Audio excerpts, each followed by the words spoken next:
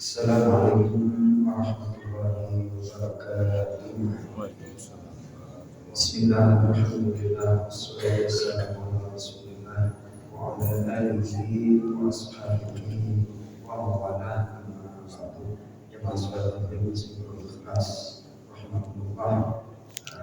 Betul kita hari ini sedang dan masih tertarik dengan pembahasan dari satu kitab namanya Islahul Qulub, yakni memperbaiki hati.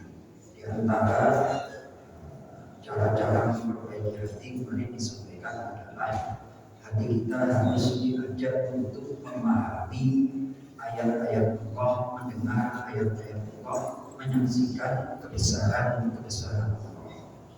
Pada bab berikutnya adalah di antara hati yang sulit untuk disembuhkan. Penjelasan dari Syekh Mutawalli Asy-Syatibi adalah ittiba'ul hawa, ikuti hawa nafsu yang pada gilirannya yuridu ghaflatal qalbi, akan menjadikan hati ini lalai. Hati kalau sudah disebut hawa nafsu, pada gilirannya akan menjadi lalai, gak fokus kepada tujuan. Di dalam surah Al-Kahfi yang setiap malam Jumat insyaallah atau hari Jumat kita baca, Allah Subhanahu wa taala berfirman menyinggung tentang masalah mengikuti hawa nafsu.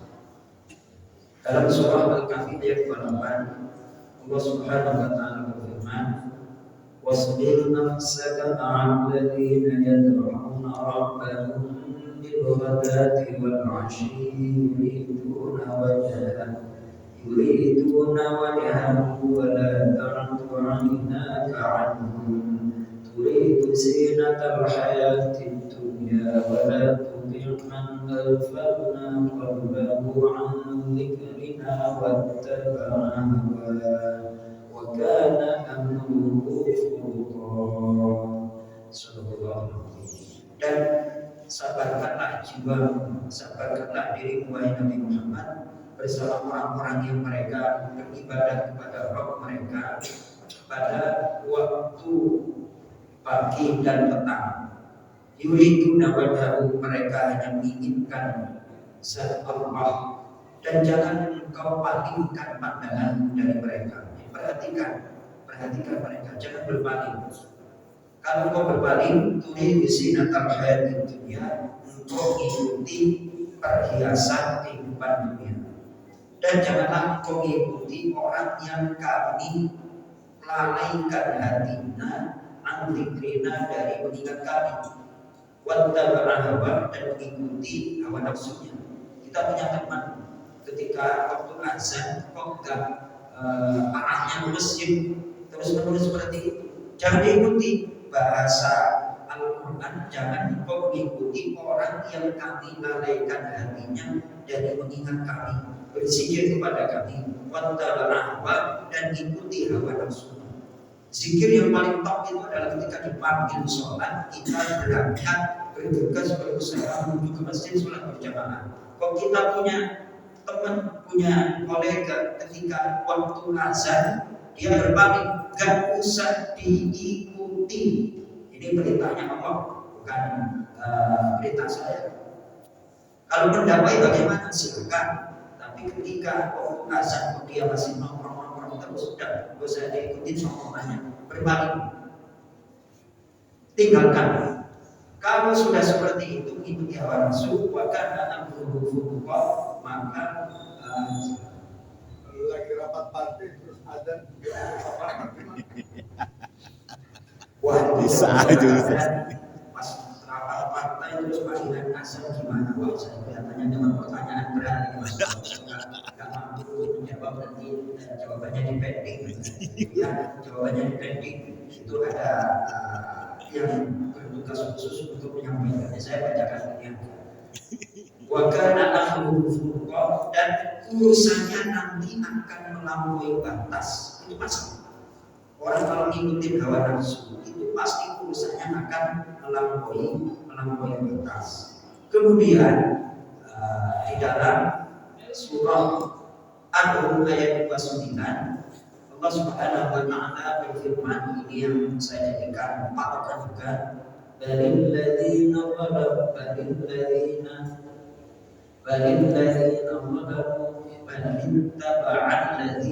balittaba'al ladzina zalamu ahwa'ahum bighairi 'ilm faman yahdi man adalla Allah wa ma lahum min nasirin.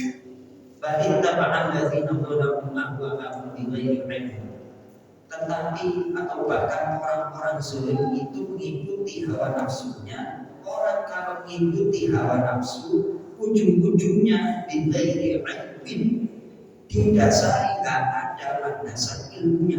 Orang kalau mengikuti hawa nafsu berarti ilmunya nggak ada. Faman yahdi man adalla, siapa yang akan menunjukkan apabila orang itu disesatkan oleh Allah. Dan ujung ayatnya ini menerangkan wa ma lahum min nasirin, dan pada gilirannya mereka tidak ada satupun yang menolong. Semalam saya datang ke obrolan, kelasnya bekerja, coba-coba judi online. Kalau sudah judi online itu pasti rekannya adalah pinjaman online. Itu udah yang namanya di mana-mana. Sampai-sampai ini kasusnya ya Allah ya Karim, itu sudah disetting soalnya. Kalau peserta pertama biasanya Pak dan bisa itu kasih kemenangan sekali, 2 kali, 3 kali, kan kasih kemenangan, kasih penasaran terus.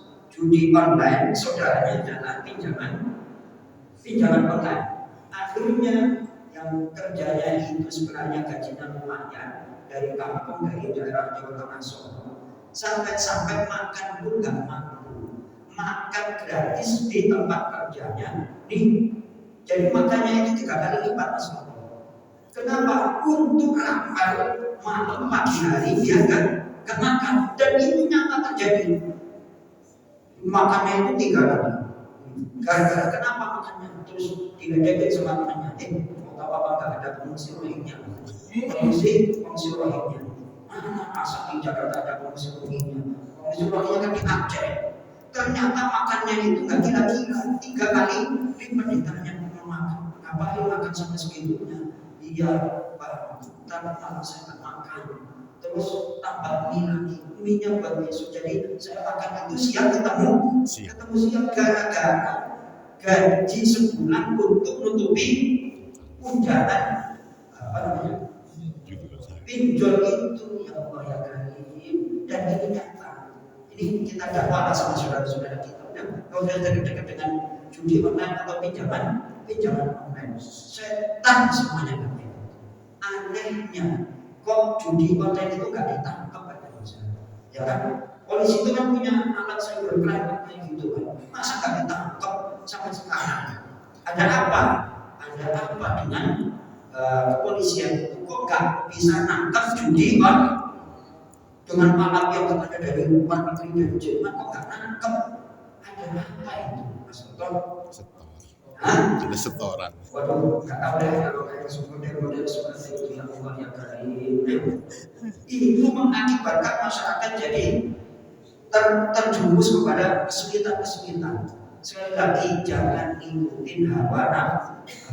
Orang kalau ngikutin hawa nafsu, otaknya nggak dipakai, jadi goblok. Ya kayak itu tadi, keluarganya dikorbanin, makan harusnya berjangka ini sehari semalam, makan langsung porsinya 3 kali dirapi, dan itu nyata. Ya Allah ya kan, mudah-mudahan dengan beribadah, dengan berjamaah sholat, kita diselamatkan hatinya oleh Allah Subhanahu wa taala, bisa mengendalikan hawa nafsu kita, yang pada gilirannya kita akan mendapatkan ridho dari Allah Subhanahu wa taala. Terima kasih. Assalamualaikum warahmatullahi wabarakatuh.